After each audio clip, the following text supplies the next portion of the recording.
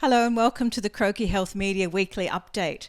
I'm Ruth Armstrong, one of Croakey's editors, and today I'm coming to you from Wongal land in Sydney's inner west, where I acknowledge and pay respects to the elders past and present, and to all First Nations people who are watching this video and whose nations the broadcast and Croakey's content is touching. If you got your Croakey Bulletin on Friday, you'll have noticed that the subject line read Pushback.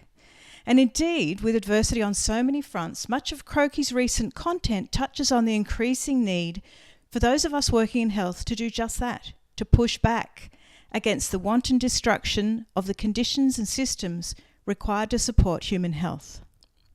For example, there's a compelling piece from Dr. Sophia Abbas reporting on a seminar that looked at the obligation of health professionals to call out war and those who profit from war for the health destroyers that they are.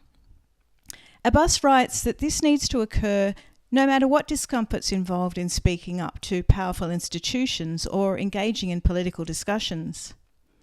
If you're tempted to put your head down and press on with business as usual, do read the latest contribution from Dr. Lewis Peachy, rural physician and a founding president of the Australian Indigenous Doctors Association. Peachy writes that he understands why so many health professionals choose to live above the slings and arrows of partisan politics, but he also argues that we need to look at the bigger picture with the federal election approaching. As a start, he suggests we all write to all of our local candidates to ask each one how they plan to tackle poverty if elected. In the same vein, Perth GP Dr. George Crisp calls for those working in health to factor in the wider determinants, including the health of the planet, in the lead up to the Western Australian election. And if you're worried that pushing back is pointless, there's lots of inspiration up at Croakey, including a delightful piece from Linda Doherty about how the children of Collarenebri celebrated the 60th anniversary of Charles Perkins leading his fellow students on the Freedom Ride for basic Indigenous rights in country New South Wales. And there are plenty of other success stories sprinkled into the mix this week too, but I'll leave you with a quote attributed to American philosopher and activist Angela Davis that was cited in the article I mentioned earlier about pushing back on war. You have to act as if it were possible to radically transform the world.